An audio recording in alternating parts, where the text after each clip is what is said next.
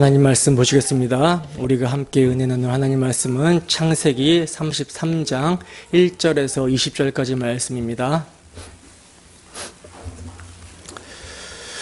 우리가 은혜 나눌 하나님 말씀은 창세기 33장 1절에서 20절까지 말씀, 17절에서 20절까지만 우리가 함께 봉독하도록 하겠습니다. 시작. 야곱은 숫곳에 이르러 자기를 위하여 집을 짓고 그의 가축을 위하여 우릿간을 지었으므로 그 땅 이름을 숫곳이라 부르더라.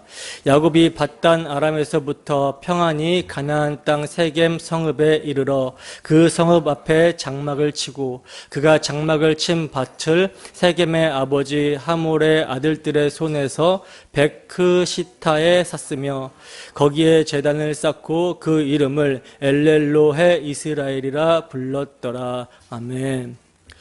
엘렐로헤 이스라엘 신앙을 버려라. 엘렐로헤 이스라엘 신앙을 버려라 라는 제목으로 하나님 말씀 증거하도록 하겠습니다.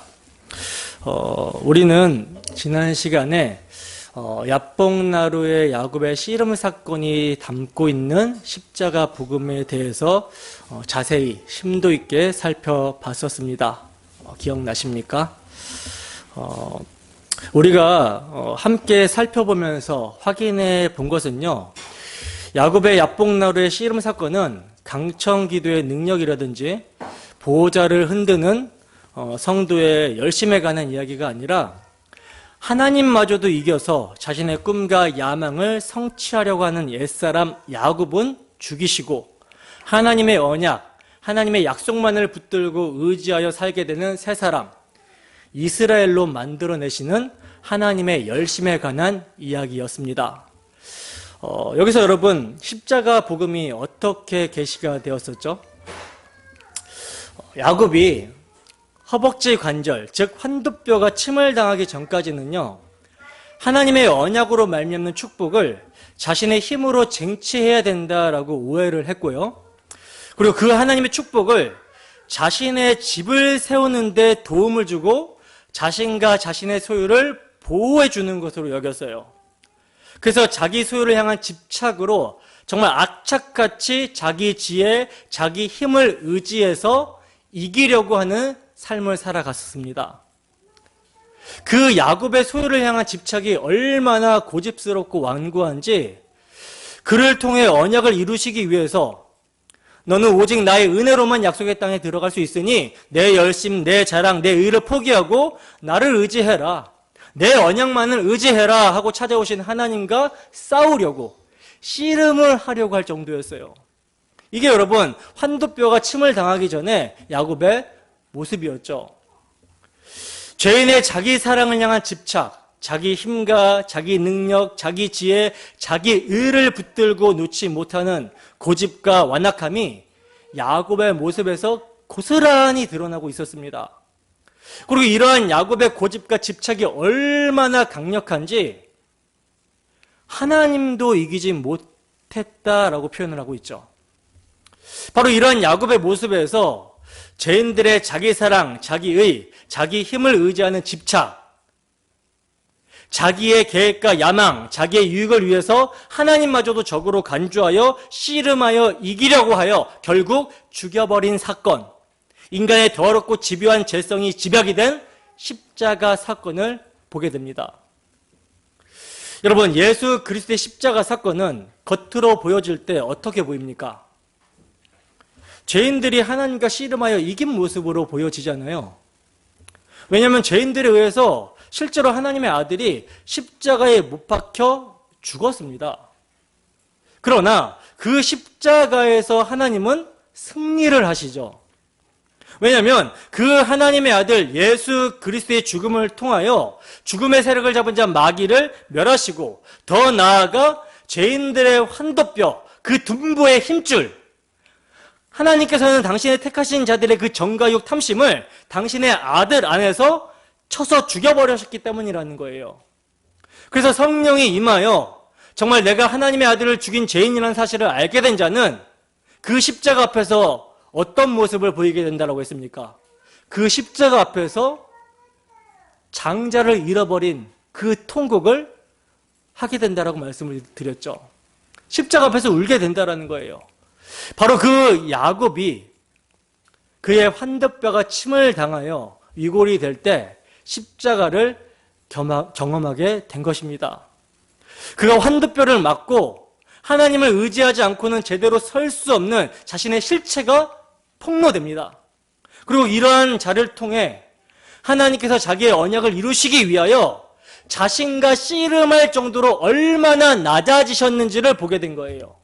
그러자 그 앞에서 어떤 모습을 보입니까? 울면서 매달리죠. 정말 진짜 복을 달라고 그제서야 간구하게 됩니다. 하나님께서는 날 때부터 죄인이라 자기 힘을 의지해서 경쟁하고자 하는 야곱의 에서의 발뒤꿈치를 붙잡았던 손, 팥죽을 쑤었던 손, 소유를 얻기 위해서 나무 껍질을 벗기던 손, 에서에게 줄 예물을 꾸리던 손을 환도뼈 위골 사건, 십자가 사건을 통해 하나님의 언약만을 붙드는 손으로 바꾸어 놓으셨던 거예요.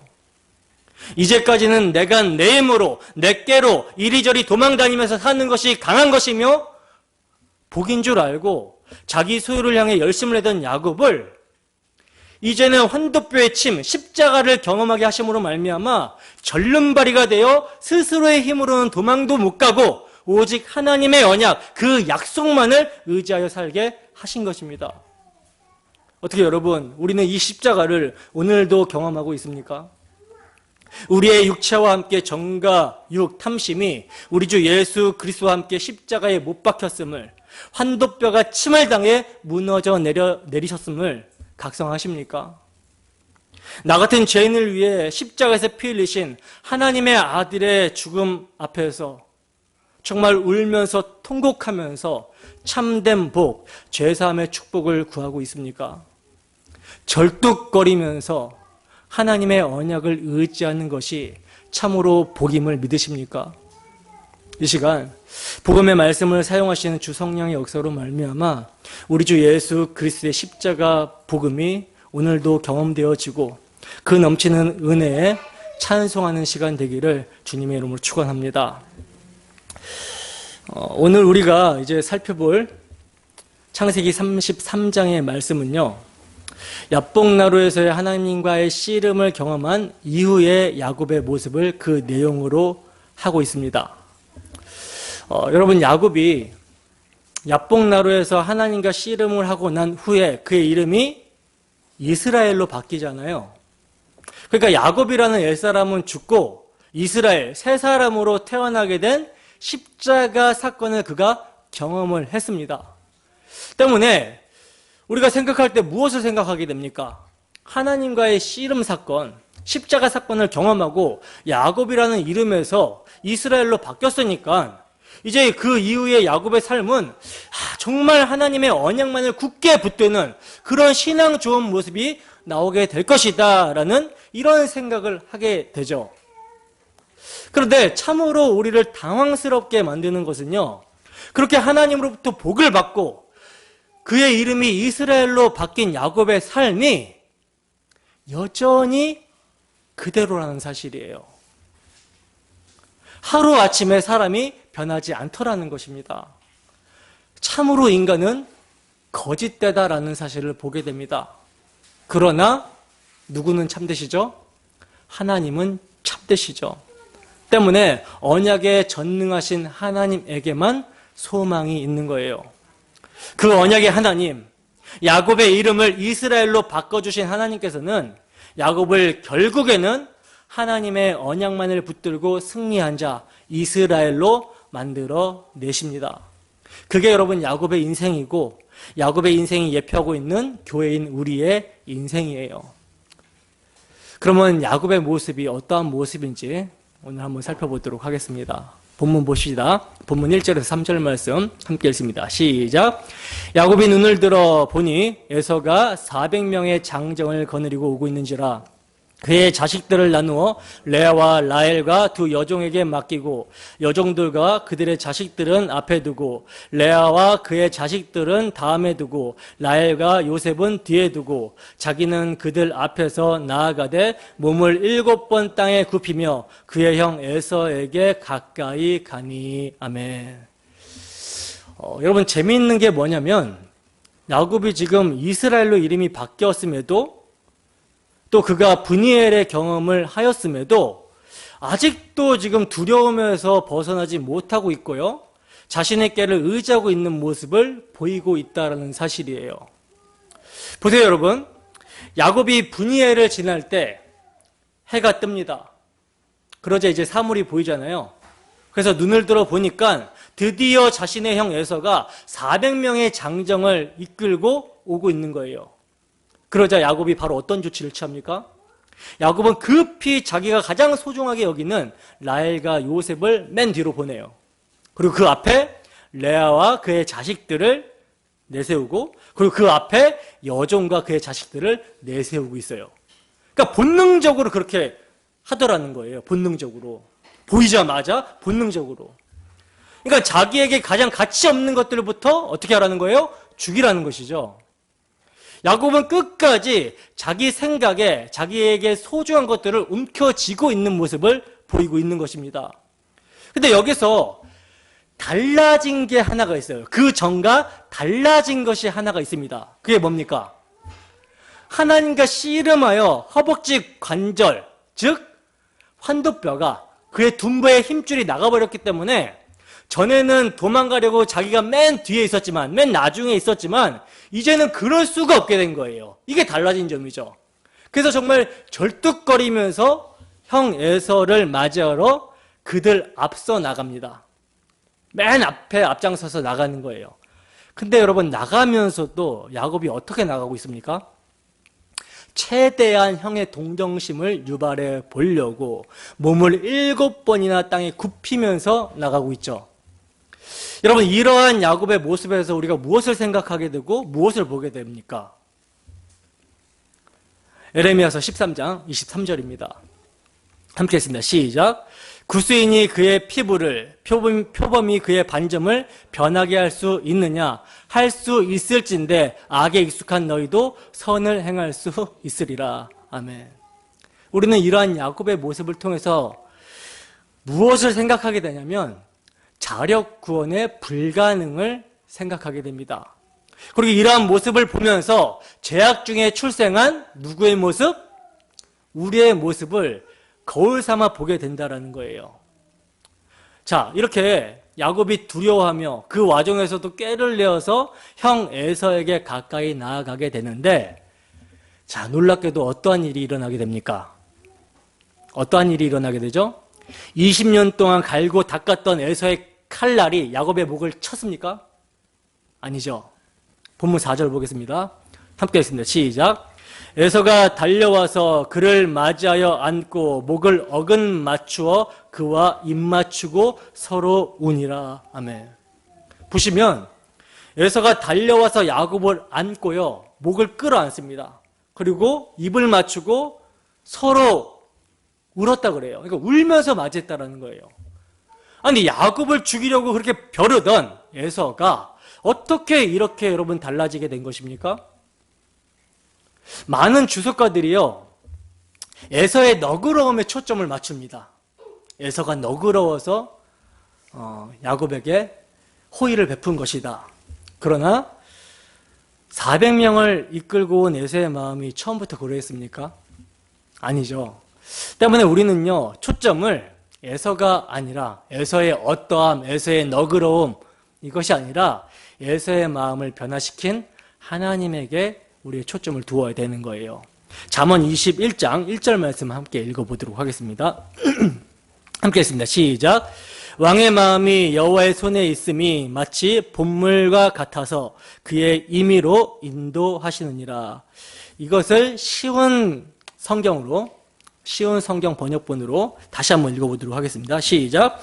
왕의 마음이 여호와의 손 안에 있다. 그분은 자기 원하시는 대로 물길처럼 그 마음을 바꾸신다. 아멘. 하나님은요, 사람의 마음을 바꾸시는 분입니다. 이처럼 여러분, 우리는 예서에게 초점을 두는 것이 아니라 예서의 마음을 변화시킨 하나님께 초점을 두어야 되는 거예요. 그렇다면 하나님께서는 왜 예서의 마음을 변화시켜 주셨는가? 왜 변화시켜 주셨습니까? 야곱이 착해서? 야곱이 의로워서? 야곱이 이쁜 짓을 많이 해서? 아니죠. 바로 하나님께서 야곱에게 세워주신 언약 때문이에요. 하나님께서는 베델에서 야곱에게 나타나셔서 약속하여 말씀하시기를 내가 너와 함께 있어 내가 어디로 가든지 너를 지키며 너를 이끌어 이 땅으로 돌아오게 할지라. 내가 내게 허락한 모든 것을 다 이루기까지 너를 떠나지 아니하리라. 이렇게 말씀하셨습니다.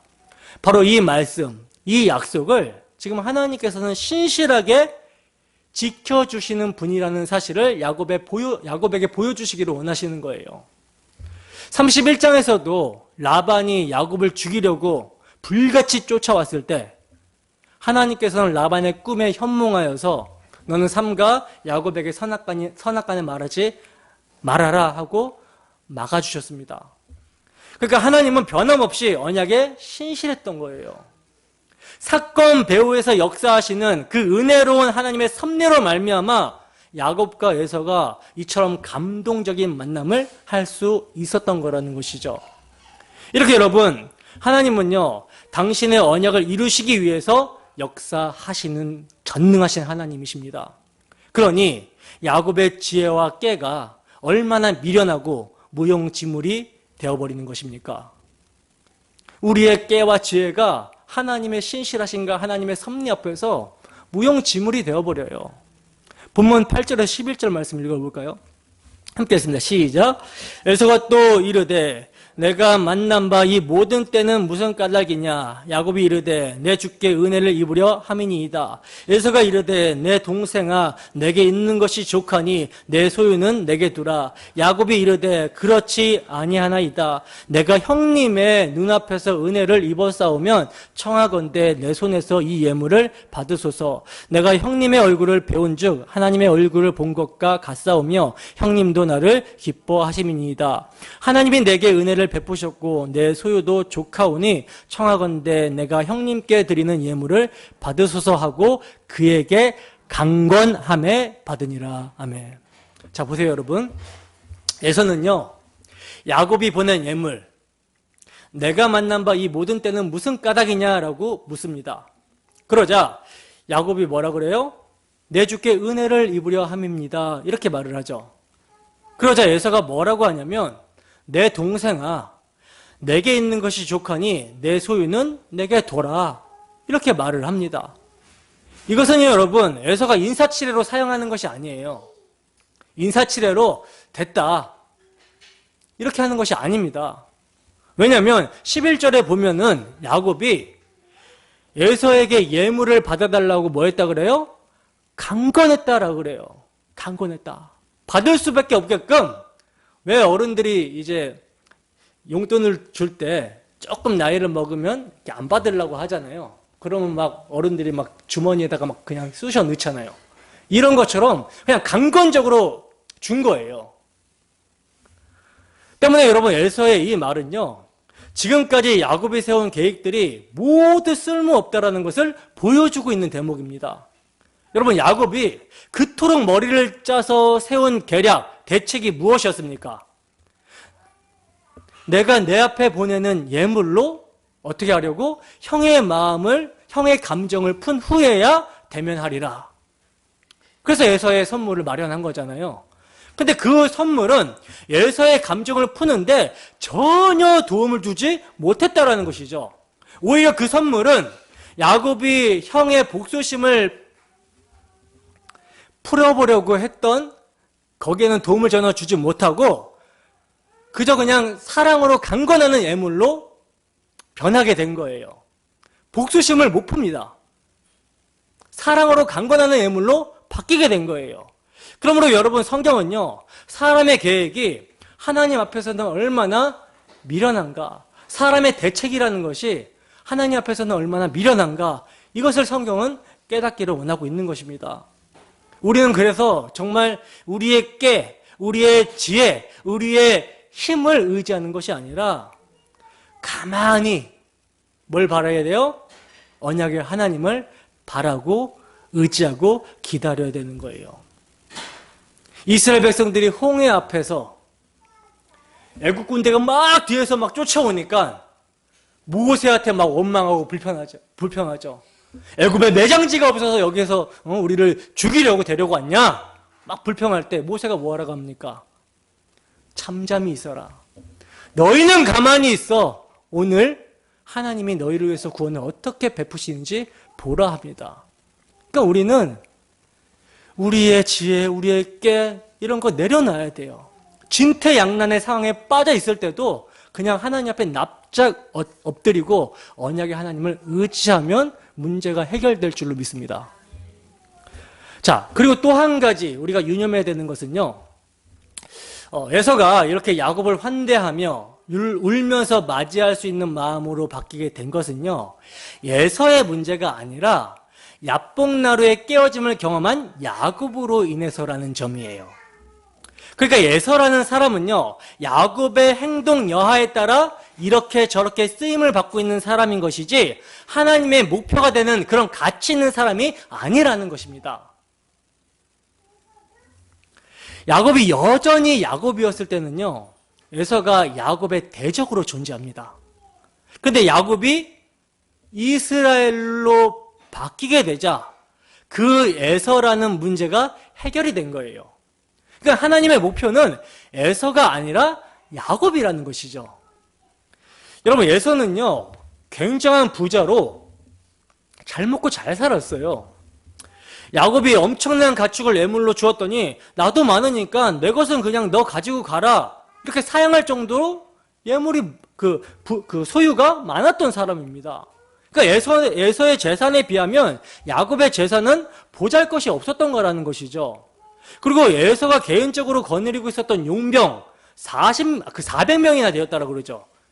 400명이나 되었다라는 것은 아브라함의 용병이 몇 명이었습니까? 가솔들이 318명에 비하면 아브라함보다도 지금 에서가 부유했다라는 것으로 보여진다라는 거예요. 그러나 여러분, 에서는 하나님의 복과는 거리가 먼 사람이었죠. 그러니까 이 세상에서는 에서가 잘 먹고 잘 살고 힘 있는 사람으로 살고 있었지만 영적인 안목으로 그의 삶을 보면요, 그는 야곱이라는 사람을 훈련시키기 위한 하나님의 도구에 불과했다라는 거예요. 여러분은 하나님의 언약의 사람이 되고 싶습니까? 아니면 하나님의 언약의 사람을 훈련시키는 도구가 되고 싶습니까? 예? 그래도 도구가 되고 또 좋으니까 야곱처럼 땅바닥에 몸을 7번 굽신거리는 것보다 선물을 줘도 됐다만 나도 많으니까 네 해라 하는 에서처럼 세상에서 능력 있고 힘 있게 살고 싶습니까? 여러분, 누누이 말씀드리지만 우리의 처지나 상황 그리고 우리의 업적과 어떤 재산 등은 절대 우리의 가치를 평가하는 척도가 될 수 없다라는 사실이에요. 이 세상에 존재하는 하나님의 일반 은총에 속하는 모든 것들은요, 다 하나님의 백성들의 성숙과 훈련을 위해 존재하는 무대 세트일 뿐입니다. 그래서 아무리 존경받고 인기 있는 자라 할지라도 하나님을 알지 못하는 사람들, 즉 예수를 믿지 않는 자들은 모두 하나님 백성들의 훈련과 성숙을 위해 쓰임을 받고 있는 도구에 불과하다라는 거예요. 그래서 에서가 줏대도 없이 야곱을 죽이려고 치려고 오다가 갑자기 마음이 약해진 것처럼 보이는 것입니다. 갑자기 에서가 변해서 개가천선한 것이 아니라는 거예요. 여러분, 우리는 우리에게 어려움이 닥쳐오면 그 문제를 바라보면서 문제 해결에만 몰두를 하려고 하죠. 그래서 이런저런 깨를 내어서 그 문제로부터 탈출을 시도하려고 합니다. 그러나 성도에게 닥치는 모든 문제는요, 사실 그 자신의 거룩에 사용되는 것들이라는 거예요. 때문에 우리는 어떠한 문제나 시험에 당면했을 때 그 문제를 어떻게 해결할 것인가, 이것을 먼저 생각하기 이전에 하나님께서 지금 나에게 무엇을 가르치려 하시는가, 이것을 먼저 고민해야 되는 것입니다. 그렇게 되면요, 어느 날 갑자기 어렵고 힘들기만 했던 그 문제가 나를 품어 안고 입 맞추는 그런 날이 오게 되는 거예요. 자, 보세요, 여러분. 에서가 바뀌어진 이유는요, 야곱이 야복나루에서 깨어진 이후의 상황입니다. 이것을 오늘 우리에게 적용을 한번 해보자면요, 여러분, 대부분의 문제들, 특히 가정 문제는 왜 일어날까요? 우리 자신이 깨어지지 않아서 일어나게 되는 것이 대부분이죠. 특별한 경우는 있겠지만, 그러나 대부분 예수 믿는다고 하는 사람들의 가정에서 부부 갈등이나 자녀들의 어떤 문제들이 나타나게 되는 것은요, 결국 자기에게 문제가 있습니다. 그런데도 우리는 항상 자기에게는 문제가 없는 것처럼 당신 때문이야, 너 때문이야, 남의 탓을 하게 되죠. 이게 여러분, 아담의 속성과 하와의 속성을 그대로 가지고 있기 때문에 이러는 거거든요. 아담과 하와가 범죄한 이후에 하나님께서 그들에게 찾아오십니다. 범죄하자마자 찾아오시는 거예요. 그리고 아담에게 묻습니다. 내가 먹지 말라고 한 선악과를 내가 먹었느냐? 이렇게 묻자 아담이 뭐라고 대답을 하죠? 하나님이 만들어서 주신 이 여자가 먹으라고 했다고 책임을 전가시켜버리죠. 선악과 따먹기 전에는, 죄가 들어오기 전에는 여자를 보고 뭐라고 고백했어요? 내 뼈 중에 뼈, 살 중에 살이라고 고백했어요. 근데 죄가 들어오니까 이 여자 때문이라고 남의 탓을 하는 거예요. 그리고 이제 하나님께서 여자에게 묻죠. 너는 왜 따먹었냐? 하나님이 만드신 뱀이 나를 유혹해서 따먹었습니다. 이렇게 책임을 전가합니다. 이것이 여러분, 우리들의 싸움의 100%의 원인이에요. 그러므로 자기의 책임을 통감하고 내가 잘못했다 이렇게 꺾여지면 거의 문제는 해결이 됩니다. 그러나 잘못했다라고 말을 하면서도 우리는 어떻게 말을 합니까? 제대로 수긍 안 하죠. 그래, 내가 잘못은 했지만 그러나 너는 잘했냐? 이런 식으로 나간다라는 거예요. 이러면 다시 문제는 해결이 되지 않습니다. 원점으로 돌아가는 거예요. 원점으로 네가 잘했니? 내가 잘했니? 이렇게 원점으로 돌아가는 거죠. 그러나 정말 하나님 앞에서 깨어진다면, 정말 나 같은 죄인을 위해 하나님의 낮아지심, 하나님의 깨어지심의 그 십자가 앞에서 이것을 각성하고 인정을 하게 되면 정말 자신이 죄인 줄 알고 낮아지게 되고 엎드려지게 됩니다. 그러할 때 상대방이 달라지게 되는 모습을 보게 된다는 거예요. 잠언 16장 7절 말씀입니다. 함께 읽습니다. 시작. 사람의 행위가 여호와를 기쁘시게 하면 그 사람의 원수라도 그와 더불어 화목하게 하시느니라. 아멘. 성경 말씀이 정답입니다. 여러분, 야곱이 야복나루에서 하나님과의 그 씨름을 통해서 깨졌어요. 그러자 원수였던 형과 화목이 일어나게 됩니다. 그렇다면 오늘 우리의 싸움은 무엇입니까? 오늘 우리의 싸움은 무엇이겠어요? 바로 나 자신을 주님 앞에서 쳐서 복종시키는 거예요. 남의 탓이 아닙니다. 내 탓입니다. 내 잘못입니다. 내가 바뀌면 상대방이 바뀌게 되는 거예요. 근데 이런 싸움이 쉽습니까? 어렵습니까? 어렵죠. 너무나 힘드니까, 이 자기가 부인되는 거가 너무나 힘드니까 안 하려고 하는 거예요. 그래서 남 핑계를 대는 거예요. 이것은요, 가정에서의 그 문제만이 아니라 교회에서의 문제도 마찬가지입니다. 문제가 생기면 누가 어떻고 하기 전에 나라도 주님 앞에 죄를 깨닫고 하나님 앞에 엎드려 회개하면 되는데, 근데 우리는 어떤 모습을 보입니까? 어느 편에 서가지고 누가 옳고 그르냐의 싸움을 하고 있어요. 그렇다고 중립을 지키면 회색 분자라는 소리를 듣고 서로 막이라고 그럽니다. 그러니까 죄인은 아무도 없어요. 죄인은 없는 꼴이 되어버리는 거예요. 희한하죠. 말로는, 입으로는 내가 주님 앞에 죄인입니다 이렇게 고백하고, 막상 이렇게 그냥 싸움이 일어나게 되면은 자존심을 구기기 싫어가지고 서로 마귀의 자식들이라고 그냥 죄는 하나도 없어요. 그러나 내가 죄인입니다, 이것을 인정하게 되면 모든 문제는 해결이 된다는 거죠. 열왕기상 8장 33절에서 40절 말씀 함께 했습니다. 시작. 만일 주의 백성 이스라엘이 주께 범죄하여 적국 앞에 패하게 되므로 주께로 돌아와서 주의 이름을 인정하고 이 성전에서 주께 기도하며 간구하거든 주는 하늘에서 들으시고 주의 백성 이스라엘의 죄를 사하시고 그들의 조상들에게 주신 땅으로 돌아오게 하옵소서. 만일 그들이 주께 범죄함으로 말미암아 하늘이 닫히고 비가 없어서 주께 벌을 받을 때 이곳을 향하여 기도하며 주의 이름을 찬양하고 그들의 죄에서 떠나거든 주는 하늘에서 들으사 주의 종들과 주의 백성 이스라엘의 죄를 사하시고 그들이 마땅히 행할 선한 길을 가르쳐 주시오며 주의 백성에게 기업으로 주신 주의 땅에 비를 내리시옵소서. 만일 이 땅에 기근이나 전염병이 있거나 곡식이 시들거나 깐부기가 나거나 메뚜기나 황충이 나거나 적국이 와서 성읍을 에워싸거나 무슨 재앙이나 무슨 질병이 있든지 막론하고 한 사람이나 혹 주의 온 백성이 이스라엘이 다 각각 자기의 마음에 재앙을 깨닫고 이 성전을 향하여 손을 펴고 무슨 기도나 무슨 간구를 하거든 주는 계신 곳 하늘에서 들으시고 사하시며 각 사람의 마음을 아시오니 그들의 모든 행위대로 행하사 갚으시옵소서. 주만 홀로 사람의 마음을 다 아심이니이다. 그리하시면 그들이 주께서 우리 조상들에게 주신 땅에서 사는 동안에 항상 주를 경외하리이다. 아멘.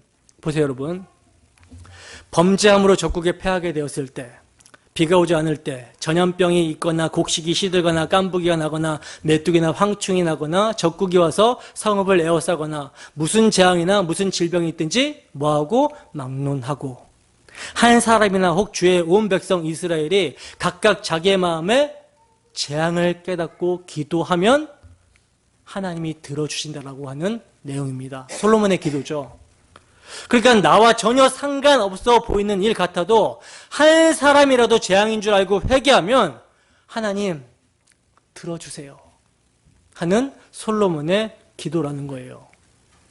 물론 이것을 우리나라는 이스라엘이 아니기 때문에 그대로 적용할 수 없습니다. 그러나 이스라엘은 영적 이스라엘 교회를 예표하고 있는 거기 때문에 교회라고 한번 생각해 봅시다. 여러분, 교회가 어려움에 처하면 내 죄라고 회개합니까? 이게 여러분 이스라엘의 실제로 일어난 일을 통해서 영적인 일을 설명해 주고 있는 거거든요. 우리에게 진짜 재앙이 뭡니까? 우리에게 진짜 재앙이 뭐예요? 하나님의 말씀이 들리지 않는 게 진짜 재앙이에요. 하늘에서 비가 내리지 않으면 기근이 있다라고 하잖아요.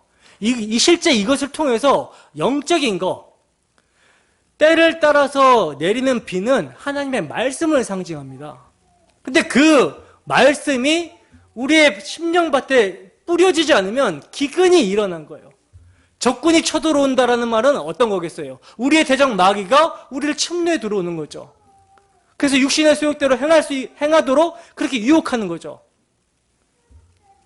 이러할 때 온갖 윤리 도덕적인 범죄들이 일어나게 되는 거예요.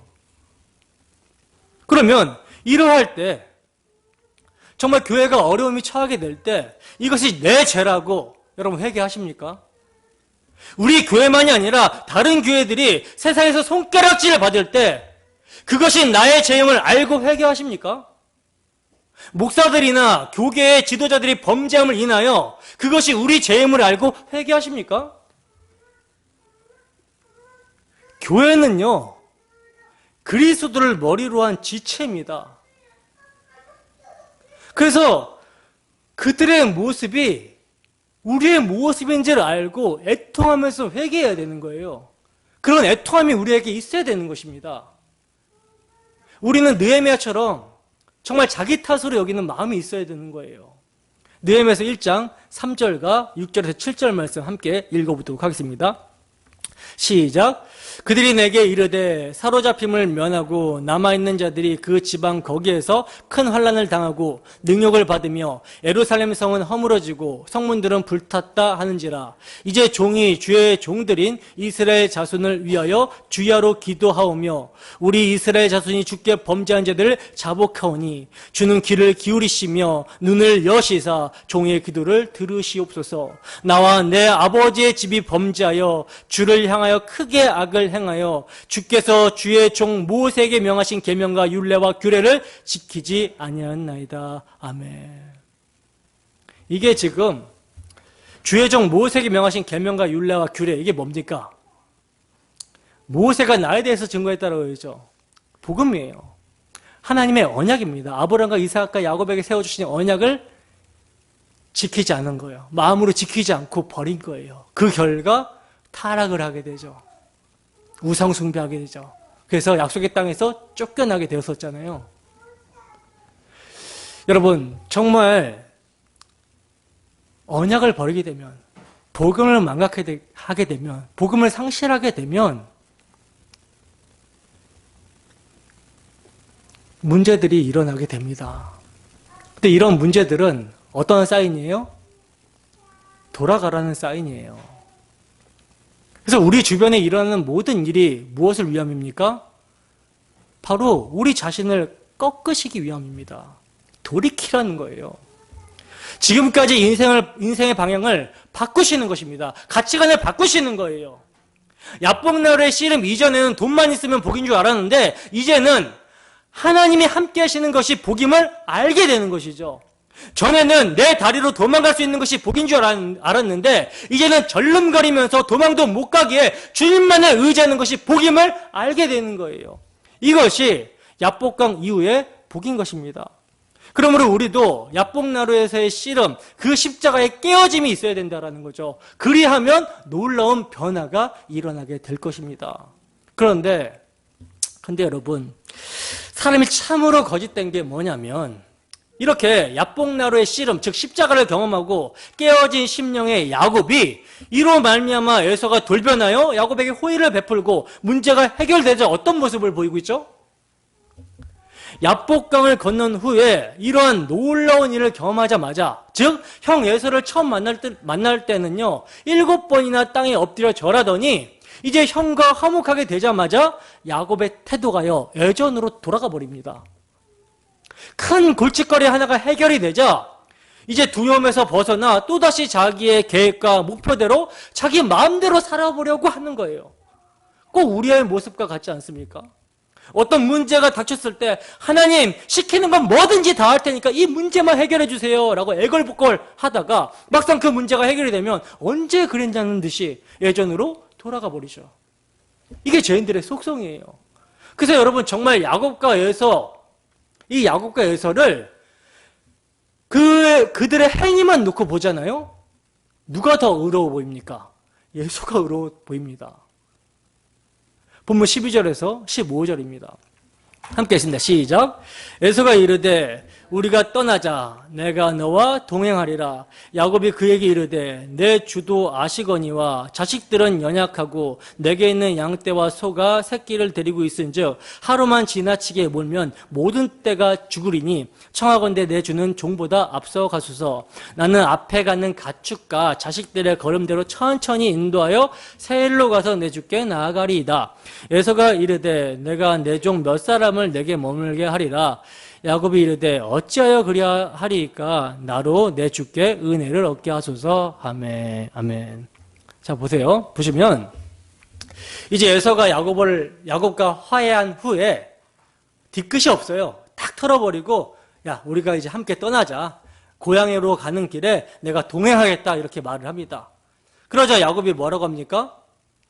자식들이 어리고 짐승떼들이 새끼를 가졌으니 하루라도 과하게 몰면 모든 떼가 죽습니다. 저는 천천히 세일로 가겠습니다 라고 그러죠. 여러분 이게 지금 이 야곱의 변명이 거짓말이거든요. 왜 이게 거짓말이냐면 라반이 양털 깎으러 갔을 때 하란에서 도망갈 때의 야곱을 한번 생각해 보세요. 미친 듯이 질주를 해서 도망갑니다. 400km나 떨어져 있는 그 길앗 산까지를 엄청난 속도로 도망갔어요. 그러니까 거짓말이죠. 그리고 세일로 가겠다라는 것도 거짓말이에요. 이후에 보시면 아시겠지만 야곱은 세일로 안 갑니다. 아버지 이삭이 죽을 때 그때 그 에서를 만나고 끝이에요. 그 이후에 에서를 만난다라는 기록이 없어요. 이것도 거짓말이에요. 그리로 안 가요. 자, 이렇게 야곱이 거짓 변명을 하자 에서가 다시 호의를 베풀면서 뭐라고 말합니까? 그러면 형이 천천히 너가 올 수 있도록 내 종들을 두고 가겠다라고 합니다. 그러자 이것도 거절해버리죠. 15절에 보면 야곱이 내 주께 은혜를 얻게 하소서라고 하는데 이 말은요, 하나님을 의지하고 은혜를 얻겠다라는 말이 아니에요. 지금까지 형님의 은혜를 입은 것도 가분하니까 저희들끼리만 가겠습니다라고 하는 것입니다. 아주 겸손하게 말하는 것 같은데 에서가 있는 세일로 안 간다라는 것이죠. 그러면 어디로 가는가? 16절에서 17절 말씀입니다. 함께 했습니다. 시작. 이날 에서는 세일로 돌아가고 야곱은 숫곳에 이르러 자기를 위하여 집을 짓고 그의 가축을 위하여 우릿간을 지었으므로 그 땅 이름을 숫곳이라 부르더라. 아멘. 보시면 에서가 떠나자 야곱이 세일로 가는 것이 아니라 어디로 갔다 그래요? 숫곳이라는 곳으로 갔다라고 그러죠. 그러니까 에서가 속은 거예요, 야곱에게. 뭐 좋아요. 어차피 야곱은 세일로 가면 안 됩니다. 좋습니다. 그러면 여러분, 야곱이 어디로 가야 됩니까? 당연히 베델로 올라가야죠. 왜냐하면 하나님께서 하란에게 나는 베델의 하나님이니까 네가 거기서 기둥에 기름을 붓고 거기서 나에게 서원했으니까 지금 일어나서 이곳을 떠나서 거기로 가라, 이렇게 말씀하셨기 때문에 야곱은 베델로 가야 되는 것이 맞는 거예요. 근데 야곱은 어디로 가요? 숫곳으로 가죠.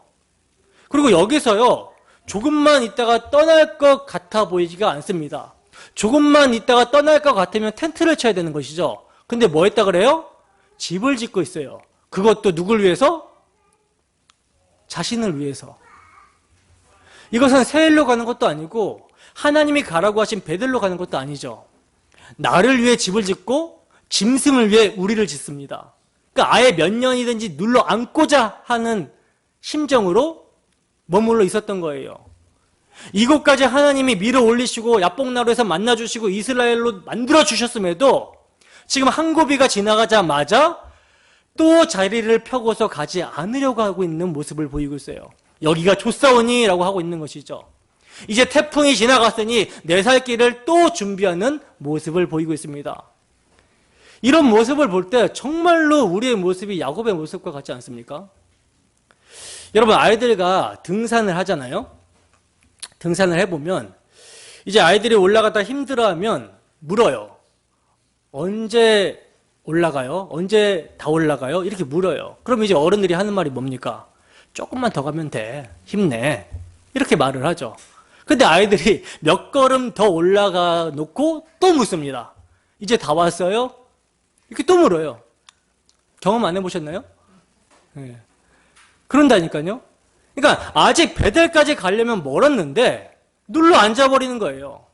오늘 우리가 주님의 은혜의 세계로 그 약속하신 신령한 복들의 세계로 나아가야 되는데 겨우 한 문제 풀어놓고 이제 다 됐죠? 하고 나가 놀아도 되죠? 이러고 있는 거예요. 야복나루에서 깨어지고 나니 에서와 화해가 일어났습니다. 그러자 이렇게 이제 숨 좀 쉬자는 거예요. 그래서 집을 짓고 짐승의 우리를 짓습니다. 짐승의 때가 많으니 얼마나 많은 짐승의 우리를 지었겠습니까? 그래서 그곳 이름을 짐승의 우리간이라는 뜻으로 숫곳이라고 짓는 거예요. 부르고 있는 거예요. 며칠만 쉬었다 갈 길이라면 왜 집을 짓겠습니까? 왜 우리를 짓겠습니까? 나중에 베델에 가서 집을 지어도 되고 우리를 지어도 되는데, 그러나 그러지 않았다라는 것이죠. 본문 18절에서 20절 말씀입니다. 함께 했습니다. 시작. 야곱이 밧단 아람에서부터 평안히 가나안 땅 세겜 성읍에 이르러 그 성읍 앞에 장막을 치고 그가 장막을 친 밭을 세겜의 아버지 하몰의 아들들의 손에서 베크시타에 샀으며 거기에 제단을 쌓고 그 이름을 엘렐로헤 이스라엘이라 불렀더라. 아멘. 자, 보시면 야곱이 숫곳에 얼마나 있었는지 모르지만 그렇게 집과 가축의 우리를 짓고 거기서 살다가 세겜으로 가게 됩니다. 그리고 야곱이 세겜에서 무엇을 지금 하고 있습니까? 이제는 아예 돈을 주고 밭을 사버리죠. 물론 여기는 가나안 땅이고 베델과 가까워요. 그렇다 하더라도 여기가 베델이 아니라는 사실이죠. 베델은 아니라는 거예요. 그러니까 야곱이 이 정도면 됐겠지 하고서 그곳에 돈을 주고 땅을 사서 살았는지 모르지만 하나님의 뜻은 어디예요? 베델이라는 곳입니다. 그래서 그 다음 장에 보시면 아시겠지만 야곱의 딸 디나가 세겜을 돌아다니다가 봉변을 당하죠. 그 땅 추장 세겜에게 겁탈을 당하게 되는 일이 발생하게 되는데 이것을 계기로 해서 정신을 차리게 되죠. 이 사건은 이제 다음 주에 살펴보고요. 여러분, 디나가 세겜 땅을 다니다가 이러한 일이 일어났다라는 것은요, 디나가 지금 시집갈 정도의 나이가 되었다라는 거잖아요. 그죠? 그러면 야곱이 디나를 낳고서 하란을 떠나올 때를 디나가 7살 정도로 되었다라고 해보면 시집갈 나이가 되었다면 적어도 15살 정도는 된 것이니까 무려 숫곳과 세겜에서 7년을 넘게 산 것이 되는 거예요. 그죠? 이게 여러분 야복나루 씨름 이후의 야곱의 모습입니다. 야복나루의 씨름 이후에 놀라운 사건, 에서와 그러니까 원수와 화목한 사건이 있었지만 그러나 또다시 숫곳과 세겜에 자기를 위하여 집을 짓고 짐승의 우리를 짓고 땅을 사서 눌러 앉으려고 하는 거예요. 하나님께서 가라고 명하신 그곳으로 안 가려고 하는 것이죠. 그뿐 아니라 아예 세겜에서 뭐하고 있어요? 하나님께 단을 쌓고서 그 단의 이름을 엘렐로헤 이스라엘이라고 부르고 있습니다. 엘렐로헤 이스라엘. 이것은 하나님은 이스라엘의 하나님이십니다 라는 뜻이거든요. 그 하나님은 자기의 하나님이라는 거예요. 뭐 혹자들은 야곱이 단을 쌓았으니까 신앙의 자세가 된 거 아니냐라고 생각을 하는데 아니죠. 야곱이 단을 쌓아야 될 곳은 세겜이 아닙니다. 어디예요? 베델이에요. 창세기 31장 13절 함께 읽습니다. 시작. 나는 베델의 하나님이라 내가 거기서 기둥에 기름을 붓고 거기서 내게 서원하였으니 지금 일어나 이곳을 떠나서 내 출생지로 돌아가라 하셨느니라. 아멘. 보세요 여러분. 이미 베델에서 하나님께서 야곱에게 언약을 주셨고 또 그곳에서 야곱이 하나님의 전을 세우겠다라고 서원을 했습니다. 그런데 세겜에서 머물면서 예배하겠다고 단을 쌓은 거예요. 그리고 거기서 엘렐로헤 이스라엘, 하나님은 이스라엘의 하나님이 되십니다. 하나님은 나의 하나님입니다. 이렇게 부르면서 예배했다라는 것은 뭡니까? 야곱이 하나님의 뜻을 쫓아 자신을 부인하는 삶을 산 것이 아니라 육신의 소욕을 따라 자신의 뜻을 세우고 하나님마저도 조력자로 부르고 있었다라는 의미예요. 그러니까 하나님은 내 필요와 내 살 길에 도움을 주는 하나님으로 그렇게 부르고 있었다라는 것이죠. 다른 말로 하면 하나님이 말씀하신 복음 안에서 예배하는 것이 아니라 죄된 습관과 어울릴 만한 다른 복음 안에서 예배한 모습이라는 거예요. 다른 예수를 의지해서 나아가겠다라는 모습입니다. 여러분, 이러한 제단의 특징은요, 이러한 예배의 특징은요, 외형적으로는 상당히 비슷해 보인다는 거예요. 예배당도 있고 또 모여서 이렇게 찬송도 부르고 뭐 다 할 건 외형적인 것은 다 갖춰놨어요. 근데 뭐가 없어요? 복음이 없어요. 복음이 없는 거예요. 때문에 항상 우리는요, 하나님이 명하시지 않는 다른 불, 나답과 아비후가 다른 불을 들이다가 그 불에 타서 죽었죠. 하나님이 명하시지 않는 다른 것을 붙들고 예배하지 않도록 언제나 우리의 마음을 살피고 점검해야 되는 것입니다. 내가 정말 나의 힘과 나의 의지가 아닌 하나님을 나를 위해 존재하는 우상 하나님이 아니라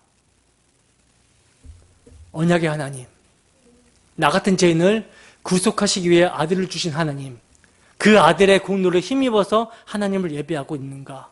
내 마음이 정말 심령의 가난함과 애통함으로 주님 앞에 나아가고 있는가? 이것을 늘 점검해야 되는 거예요. 그게 하나님이 받으시는 예배이며 하나님이 명하시는 예배입니다. 그러므로 이제 결론입니다.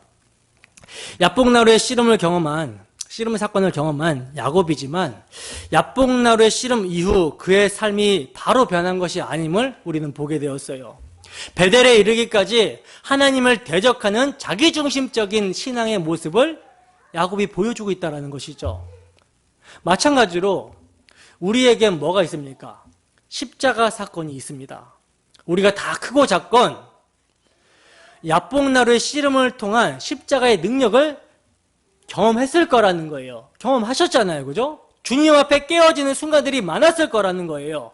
찬송 중에 깨어졌을 때도 있었을 것이고 말씀을 듣다가 또 읽다가 기도하다가 그렇게 깨어질 때가 있었을 것입니다. 그리고 그 십자가의 능력으로 모든 문제들을 인내하며 또 감사하며 넉넉하게 믿음으로 이긴 경험들을 해오셨을 거예요. 그러나 문제는 오늘이죠. 지금도 그 십자가가 능력을 발휘하고 있습니까? 지금도 우리가 베델에서 예배합니까? 아니면 숫꽃 또는 세겜에서 예배하고 있습니까? 여러분, 세상 사람들이 편하게 갈 수 있는 곳은 숫꽃이고 세겜입니다. 교회 안에서도 편하게 예배할 수 있는 것은 숫꽃이고 세겜이에요. 왜냐하면 사람을 좋게 하는 설교이기 때문에, 사람을 좋게 하는 예배이기 때문에. 그러나 약속의 자녀들은 약속하신 말씀대로 하나님께서 명하신 그곳을 바라보며 예배해야 되는 거예요. 사람들이 만들어낸 예수가 아니라 하나님이 보내신 자 예수, 나 같은 죄인을 위해 십자가에 피 흘리신 예수의 공로를 끝까지 붙들며 찬송하며 나아가야 되는 것입니다. 우리는 끊임없이 베델, 예수 그리스도를 찾아서 그 안에서 예배해야 되는 거예요. 때문에 나 중심의 엘엘로헤 이스라엘의 신앙은 버리고 베델로 나아가야 되는 것입니다. 이렇게 되기를 소원합니다. 하나님은 우리를 언약 안에서 예수 안에서 예배하며 영광의 나라를 소망 가운데 사모하도록 인도하신다라는 거예요. 히브리서 11장 15절에서 16절 말씀입니다. 함께 했습니다. 시작. 그들이 나온 바 본향을 생각하였더라면 돌아갈 기회가 있었으려니와 그들이 이제는 더 나은 본향을 사모하니 곧 하늘에 있는 것이라. 이러므로 하나님이 그들의 하나님이라 일컬음 받으심을 부끄러워하지 아니하시고 그들을 위하여 한 성을 예비하셨느니라. 아멘. 여러분, 우리가 지금 어디에 머물고 있습니까? 집을 사고 우리를 짓고 있는 숫꽃입니까? 아니면 땅을 사돈 세겜입니까? 바라건대 그곳에 너무 오랫동안 머물지 마시기 바랍니다. 왜? 아직 가야 될 곳이 남아있다라는 거예요. 더 나은 본향을 사모하시기 바랍니다. 이것이 야복나루의 씨름 이후에 계속되어야 되는 신앙의 걸음이에요. 아니, 하나님은 우리가 가야 될 곳 베델로 반드시 이끄십니다.